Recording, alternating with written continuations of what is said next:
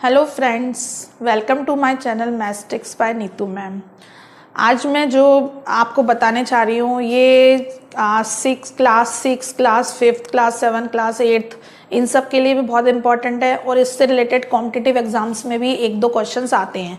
Fractions के total number of questions जो रहते हैं 4 से 5 रहते हैं, तो उसमें एडिशन, सब्ट्रैक्शन, मल्टीप्लिकेशन, डिवीजन और कभी कभी कंपैरिजन आता है फ्रैक्शंस का, कभी कभी लॉन्ग एडिशंस आते हैं उसमें, तो वो भी मैं आपको बताऊंगी जो इससे इंपॉर्टेंट क्वेश्चंस हैं।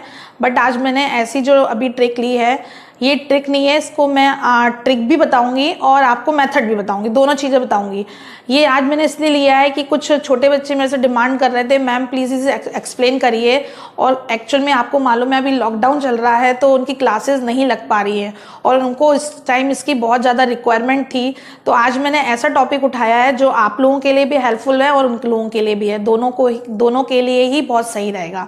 तो प्लीज़ आप इसे ध्यान से देखिएगा और मैं इसको थोड़ा सा स्लो लेके चलूंगी जिससे आपको कोई डाउट ना रहे कहीं पे भी। चलिए स्टार्ट करते हैं। सबसे पहले इसमें मैं आपको टाइप बताना चाह रही हूँ। एक्चुअल में क्या होता है, जब हम फ्रैक्शन सॉल्व करते हैं तो फ्रैक्शंस में क्या होता है 2-3 टाइप्स के क्वेश्चंस बनते हैं, और यदि आपको देखना आ गया कि इसमें कौन सी ट्रिक फॉलो होगी तो वो क्वेश्चन बहुत ईजी हो जाता है, और यदि आपको देखना नहीं आया तो आप उसको वही लेंथी प्रोसेस से सॉल्व करेंगे और मान के चलिए कि आपका 1 मिनट तो लगना ही है। तो थोड़ा सा आप देखने की प्रैक्टिस करिए, अपनी नजर में डालिए कि हमें कैसे पता चले कि ये क्वेश्चन इजी है और ये क्वेश्चन थोड़ा सा लंबा खींचेगा। देखिए इसमें मैंने आपको दिया हुआ है विच फ्रैक्शन इज बिगर। किस किस टाइप से आ सकते हैं, जैसे आपको पूछ सकते हैं बिगर कौन सा है ये बताइए, या इसमें बताइए बिगर कौन सा है, या फिर आपको इसको लिखने का ही दूसरा वे हो सकता है कि राइट इन असेंडिंग ऑर्डर और ऑब्लिक, या फिर क्या हो सकता है डिसेंडिंग ऑर्डर।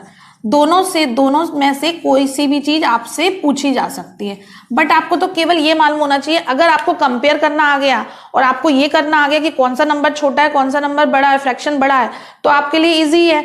फिर आपको ये नहीं सोचना होता कि डिसेंडिंग में लिखना है कि असेंडिंग। जब आपको ये चीज मालूम है कि ये फ्रैक्शन छोटा है, ये फ्रैक्शन बड़ा है, ये उससे बड़ा है, ये उससे बड़ा है, तो फिर कुछ सोचने वाली बात ही नहीं है। चलिए हम स्टार्ट करते हैं। इसमें टाइप कौन कौन से आते हैं, सबसे मैंने पहले लिखा हुआ है 1/5 और 1/6। अब इसमें क्या है, जब भी इस फ्रैक्शन को क्या बोला जाता है, कायदे से लाइक फ्रैक्शन बोला जाता है। मैं आपको एक बार थोड़ा सा लूंगी, आपका 1 मिनट लूंगी, केवल मैं आपको ये रिपीट करना चाहूंगी कि सबसे पहले फ्रैक्शन मैंने आपको बताया था कि व्हाट इज फ्रैक्शन। फ्रैक्शन क्या होता है, फ्रैक्शन हमेशा क्या होता है, किसी भी होल को हम जब पार्ट में डिवाइड करते हैं, जैसे 4 ब्रदर्स है, 5 सिस्टर्स हैं, उनमें हम डिवाइड कर रहे हैं तो हमें जो जो पार्ट मिलता है वो हमारा कहलाता है फ्रैक्शन। उसको लिखने का भी वे बताया था मैंने आपको। सपोज ये पिज्जा का ही एक एग्जांपल ले रही हूं, इसको मैंने 8 कितने पार्ट में डिवाइड कर दिए, यहाँ पे 1 2 3 4 5 6 7 8 पार्ट में डिवाइड किया है। तो ये होल ये लिखेंगे हम, इसको जितने पार्ट में डिवाइड किया है वो नीचे आएगा और जितना हमने डिस्ट्रीब्यूट किया है, सपोज मैंने ये 2 पार्ट राधा को दे दिया, सपोज ये मैंने राधा को दिया तो राधा के पार्ट में कितना आया, 2 हिस्सा आया, 2/8 लिखा जाएगा। और मैंने एक पार्ट मान के चला, मैंने किसी को दे दिया, राम को दे दिया, तो राम को जो दिया है वो क्या कहलाएगा, 1/8 कहलाएगा। इस तरह से रहता है, टोटल नंबर ऑफ जो आपके पार्टीशन किया गया है वो नीचे आता है और जितना पार्ट आपने डिवाइड किया है वो ऊपर आता है। इस तरह से फ्रैक्शन लिखने का तरीका होता है और फ्रैक्शन हमेशा 1 से छोटा होता है क्योंकि हमने 1 में से ही डिवाइड करके सबको बांटा है। और अगर ये ऊपर का डिजिट हमारी न्यूमरेटर बड़ी होती है तो वो चेंज हो जाता है मिक्स्ड में, ठीक है। और मिक्स को फिर हम चेंज कर सकते हैं इम्प्रॉपर में होता है और उसको हम किस में चेंज कर सकते हैं, मिक्स्ड में चेंज कर सकते हैं। तो क्या होता है, मैं आपको ये बताना चाह रही थी कि क्या क्या चीजें होती हैं। आपके जो फ्रैक्शन होते हैं वो इम्प्रॉपर और प्रॉपर होते हैं। उसके बाद क्या होता है, लाइक फ्रैक्शन और अनलाइक फ्रैक्शन भी होते हैं। लाइक और अनलाइक फ्रैक्शन में ये अंतर होता है कि जिनमें आपके न्यूमरेटर सेम होते हैं उनको हम लाइक फ्रैक्शन बोलते हैं। तो यहाँ पे जो केस दिख रहा है वो हमारा लाइक फ्रैक्शन का दिख रहा है क्योंकि इन दोनों में आपके क्या है, ये सेम है और ये 1 है दोनों में। तो जब ये लाइक फ्रैक्शन होता है तो लाइक फ्रैक्शन में कंडीशन ये होती है कि आपकी जो डिजिट आपको क्या दिख रही है, यहाँ पे क्या दिखा हुआ है, अपोजिट देखा जाता है। देखिए मैंने इसमें 2 क्वेश्चंस लिए हुए हैं, दोनों को आप समझना। एक मैंने सेकंड लिया हुआ है, एक 4 लिया है। 4 में आपको क्या दिख रहा है, आपका डिनोमिनेटर सेम है और इसमें क्या दिख रहा है कि न्यूमरेटर सेम है। तो न्यूमरेटर जब सेम होते हैं, आपको ये दिमाग में रखना पड़ेगा, तो जो आपका छोटा नंबर होता है जैसे 1/5, तो ये आपका बड़ा कहलाएगा और 1/6 आपका छोटा कहलाएगा। तो आपका आंसर कितना हो गया, ये बिगर है और ये आपका, ये बिगर का साइन है, ग्रेटर देन का 1/5 इज ग्रेटर देन 1/6। मैं फिर से रिपीट कर रही हूं कि अगर आपका न्यूमरेटर सेम है और डिनोमिनेटर डिफरेंट है तो उसमें जो आपकी छोटी डिजिट दिख रही है डिनोमिनेटर में वो आपकी बड़ी कहलाती है। अपोजिट केस होता है, यहाँ पे अपोजिट नीचे लिखा हुआ है तो सेम केस देखते हैं कि नीचे अगर छोटी संख्या लिखी हुई है तो वो नंबर पूरा आपका फ्रैक्शन जो है वो बड़ा हो जाएगा और ये फ्रैक्शन आपका क्या हो जाएगा, छोटा हो जाएगा। और आप फोर्थ में देखिए, फोर्थ में क्या हो रहा है कि डिनोमिनेटर सेम है, न्यूमरेटर आपके अलग है, डिफरेंट है। तो इस केस में क्या होगा कि आपका जो ऊपर न्यूमरेटर बड़ा होगा वो बड़ा कहलाएगा और जो न्यूमरेटर छोटा होगा वो छोटा।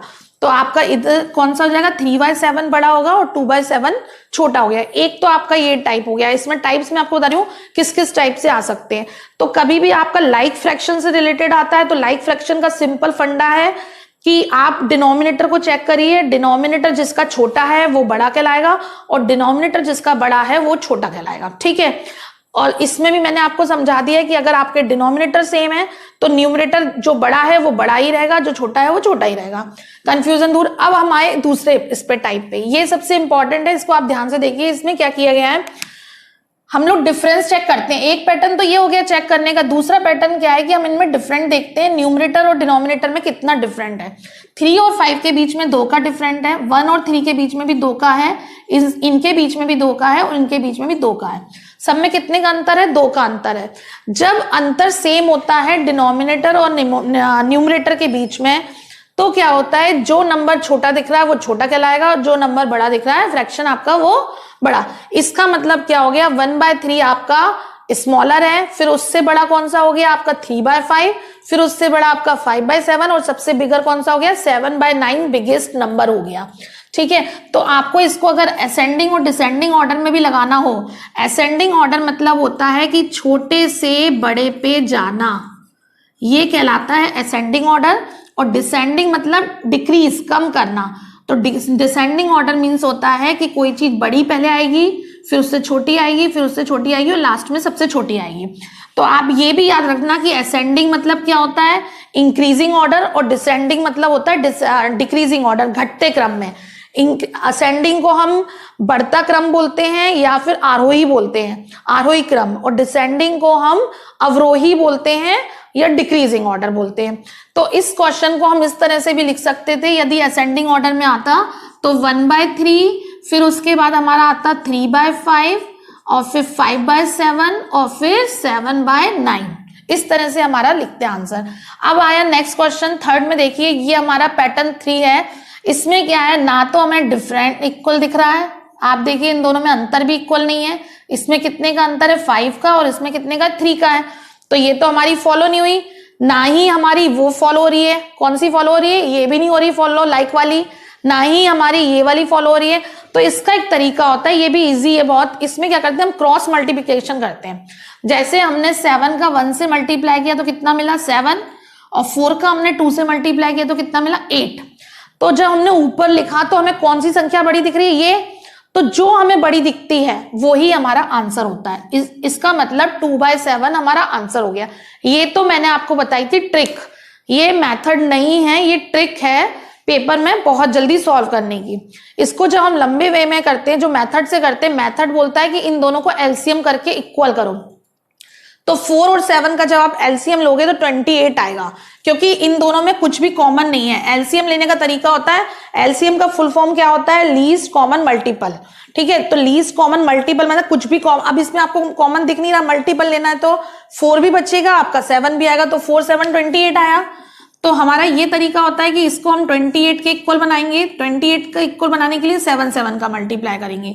और ऐसे ही सेम केस यहाँ पे होगा, 2/7 है, इसको इक्वल बनाने के लिए इसमें हम 4 4 का करेंगे। हमें कुल मिला के क्या करना रहता है कि नीचे के डिनोमिनेटर को इक्वल बनाना होता है। जब तक वो इक्वल नहीं होंगे तब तक हम कंपेयर नहीं कर सकते कि ऊपर न्यूमरेटर कैसे, जब नीचे इक्वल हो जाएगा तो ऊपर जो बिगर होगा वही नंबर बिगर हो गया और जो छोटा होगा वो छोटा हो गया। तो हम उसके लिए ये प्रोसेस करते हैं। तो यहाँ कितना हो गया, 7 1 जा 7 आ गया, क्योंकि ये तो इक्वल हो चुके हैं। 4 7 जा 28 हो गया, यहाँ पे भी 7 4 जा 28 हो गया। और 2 4 जा कितना आ गया 8 आ गया। तो यहाँ पे आपको 7 1 जा 7 मिला और यहाँ पे कितना मिल गया 8 मिल गया। तो आपका ये बिगर नंबर हो गया। इसको लिखने का तरीका क्या है 7/28 और इसको लिखने का तरीका हो गया 8/28। बट हम इतना लंबा नहीं करेंगे कि एलसीएम करके देखें ये सब करके देखें, हम यहीं पे डायरेक्ट सॉल्व करेंगे। डायरेक्ट सॉल्व कैसे करेंगे 7 का 1 से मल्टीप्लाई और 4 का 2 से। और ये कब हम लगाएंगे जब हमारे दोनों के न्यूमरेटर और डिनोमिनेटर के बीच में डिफरेंट इक्वल नहीं होंगे, तब हम ये चीज लगाएंगे। डिफरेंस देखना होता है हमें, ठीक है। फिर हम नेक्स्ट क्वेश्चन पे आए। यहाँ पे मैंने लिखा है right in ascending order and descending order. Ascending order means होता है छोटे से बड़े और डिसेंडिंग मीन्स होता है बड़े से छोटे। अब आपको मैंने फर्स्ट क्वेश्चन दिया हुआ है पैटर्न 1 से रिलेटेड।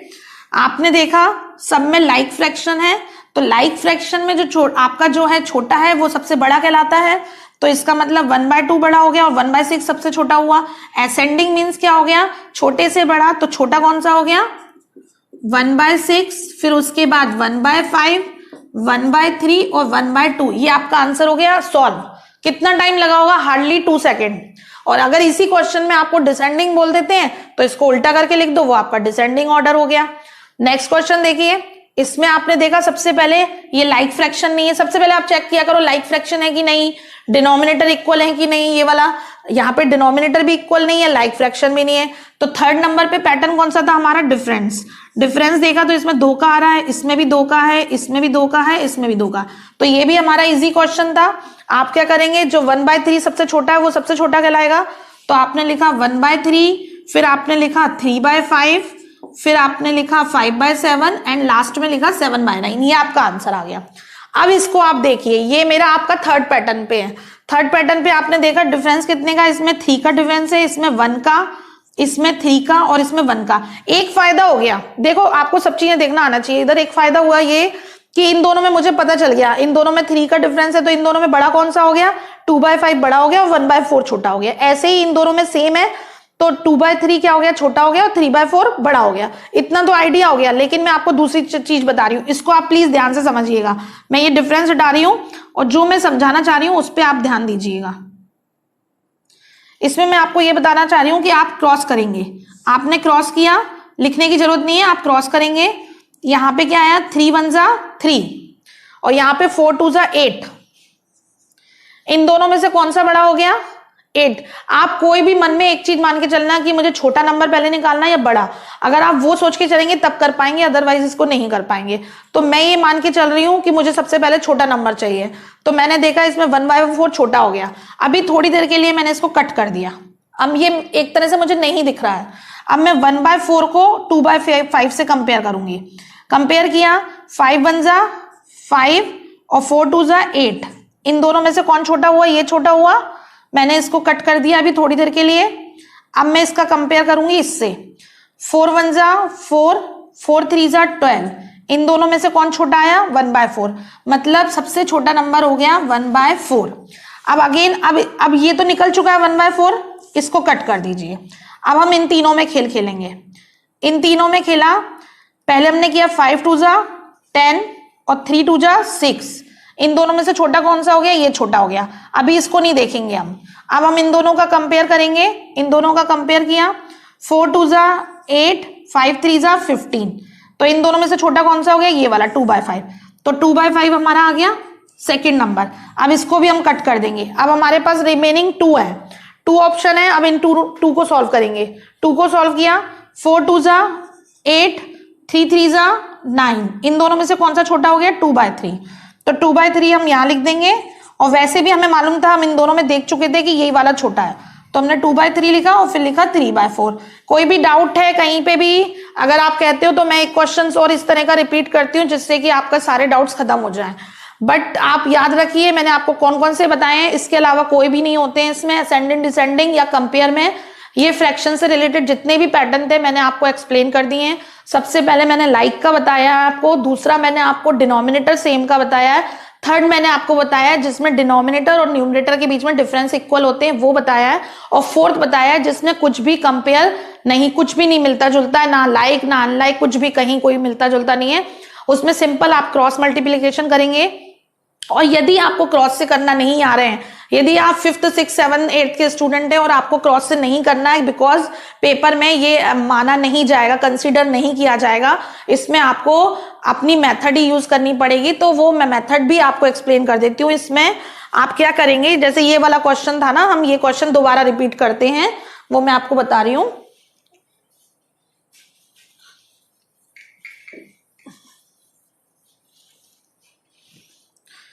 क्वेश्चन है 1/4, 2/3, 2/5 और 3/4।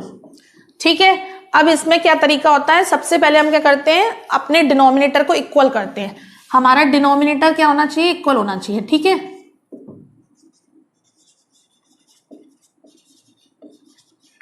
इक्वल करने के लिए इनका एलसीएम लिया जाता है। देखो, एक तो या तो एलसीएम का तरीका है, ऐसे लिख के करते हैं हम लोग, 4 3 5 4। एलसीएम लिया तो सबसे पहले 2 से किया, 2 2 जा 4, 3 में नहीं जाएगा 5 और 2 2 जा, फिर हम 2 से करेंगे, 2 1 जा 2, यहां पे हो गया। अब 3 से जाएगा और फिर 5 से। ठीक है, एक तो ये प्रोसेस हो गई, और नहीं तो आपको डायरेक्ट करना भी आना चाहिए। अब इसका एलसीएम कितना है, 2 2 जा 4, 4 3 जा 12 और 12 5 जा कितना हो गया 60। एलसीएम आपको मिल गया 60। एक इसका तरीका ये भी होता है, आप यहीं पे डायरेक्ट कैसे कर सकते हैं, आप देखेंगे कि 4 है तो आपको दिख रहा है, अलग अलग जो संख्या होती है जो कॉमन नहीं है उनको ले लेते हैं। जैसे 4 दिख रहा है, 3 दिख रहा है, 5 दिख रहा है, 4 तो रिपीट हो रहा है तो 4 को आप नहीं लेंगे, तो आप डायरेक्ट यहीं से मल्टीप्लाई कर सकते हैं। 4 3 जा 12, 12 5 जा कितना हो गया 60, तो आपका एलसीएम आ गया। और लेकिन अगर आपको लंबे उससे करना है तो आप ये लिख सकते हैं, 60 आ गया। अब क्या करते हैं, इन सारे जितने भी फ्रैक्शंस दिए हैं इनको, इनका डिनोमिनेटर हम 60 के इक्वल बनाते हैं। तो जैसे 1/4 है तो 4 में हम किसका मल्टीप्लाई करें कि वो 60 बन जाए, तो आपका सिंपल सा तरीका है, आपके 3 5 रिमेनिंग है, 4 तो ऑलरेडी लिखा हुआ है, 4 लिखा हुआ है ना, इन तीनों का मल्टीप्लाई 60 है, तो 4 तो आपके पास है, तो बचा क्या रिमेनिंग 3 5, यानी कि 3 5 जा 15। तो 15 का अगर हम मल्टीप्लाई कर देंगे ऊपर नीचे तो ये 15 4 जा 60 बन गया और यहाँ 15 आ गया। सेकेंड नंबर क्या है, 2/3। 2/3 में आपने देखा कि हमें 60 बनाना है, तो 3 को हटा दो, रिमेनिंग क्या रह गया 4 और 5, 4 5 जा 20। यदि हम 20 का ऊपर नीचे मल्टीप्लाई कर देंगे तो ये 60 बन जाएगा। 20 2 जा कितना हो गया 40 आ गया। फिर इसके बाद हम गए इस पे नंबर पे गए 2/5 पे, तो 2/5 में 5 को छोड़ दो तो रिमेनिंग कितना है 3 4 जा 12, 12 का मल्टीप्लाई 12 का ऊपर नीचे कर देंगे तो ये आपका 60 हो जाएगा, और 12 2 जा 24। लास्ट हमारा कौन सा है 3/4। 3/4 में हमने किसका मल्टीप्लाई किया, 4 छोड़ देंगे तो कितना बचेगा 3 5 जा 15, आपका 15 आया यहाँ पे, तो ये 16 हो गए, और 15 3 जा कितना हो गया 45। अब आप देख लीजिए तीनों चारों नंबर में आपके डिनोमिनेटर इक्वल हो गए हैं। डिनोमिनेटर इक्वल होने के बाद कौन सा सबसे छोटा दिख रहा है, 15 40 24 45, 15 छोटा दिख रहा है। 15 किससे बना है 1/4 से, तो आपका 1/4 आ गया। फिर उसके बाद 24 किससे बना है 2/5 से, और उसके बाद आपका 40 किससे बना है 2/3 से, और 45 किससे बना है 3/4 से। ये आपका असेंडिंग ऑर्डर आ गया, और यही हमारा असेंडिंग ऑर्डर था। तो ये हमने किया था एक लाइन में, और ये हमने किया है पूरा एक पेज में। तो हमारे जो 5th to 8th के स्टूडेंट है उनको 1 पेज में शो करके दिखाना होगा, तो वो प्लीज इस मेथड को फॉलो करें।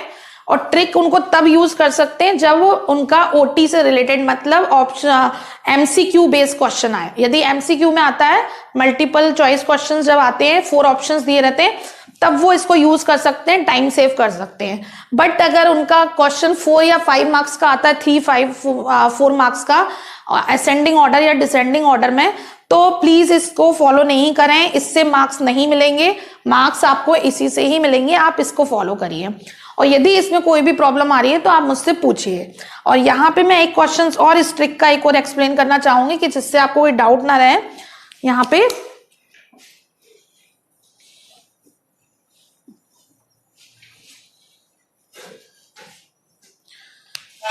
सपोज मैंने एक और क्वेश्चन लिया 1/3, 2/7, 3/5 और 2/5। ठीक है, अब इसको हम जल्दी से करते हैं। कैसे करेंगे, सबसे पहले हमने 7 1 जा 7 किया, 3 2 जा 6 किया, इन दोनों में से छोटा कौन सा हो गया, ये, इसको अभी कट कर देंगे। अब इन दोनों का कंपेयर किया, 5 2 जा 10, 7 3 जा 15, अभी इसको कट कर देंगे, ये छोटा है, इन दोनों में कौन छोटा है, ये छोटा है। अब इन दोनों को कंपेयर किया, 5 2 जा 10 और 7 2 जा 40, तो ये छोटा हो गया, इसका मतलब हमें मिल गया 2/7 स्मॉलर। अब आगे हम गए, 1/3 का इससे कंपेयर होगा, 5 1 जा 5, 3 3 जा 9, तो 5 छोटा कहलाएगा क्योंकि 5 1 जा 5 मिला हमें, यहाँ पे कितना मिला है 5, और 3 3 जा कितना मिला 9, तो हमारा ये छोटा हो गया 1/5। 1/5 का हम इससे कंपेयर करेंगे, तो हमने कंपेयर किया तो क्या हो जाएगा, 5 1 जा 5 और 3 2 जा 6, तो ये छोटा हो गया हमारा, ये इसके बाद आ गया 1/3, ये भी कैंसिल हो गया। अब इन दोनों में कंपेयर किया तो इन दोनों में हमने देखा कि हमारा डिनोमिनेटर सेम दिख रहा है। जब डिनोमिनेटर सेम होता है तो हमारा क्या लॉजिक है, जो बड़ा है वो बड़ा है, जो छोटा है वो छोटा है, तो लो हमें करना ही बच गया 2/5 और यहाँ पे कितना आ गया 3/5। तो मेरा कहने का आपसे केवल ये मतलब है कि आप सारी जो मैं आपको बता रही हूँ वो चीजें याद रखिए। अगर आपने ये याद रखा 4 पैटर्न्स होते हैं तो आपको कभी भी असेंडिंग डिसेंडिंग कंपेयर बिगर लार्जेस्ट करने में कभी कोई प्रॉब्लम आएगी ही नहीं।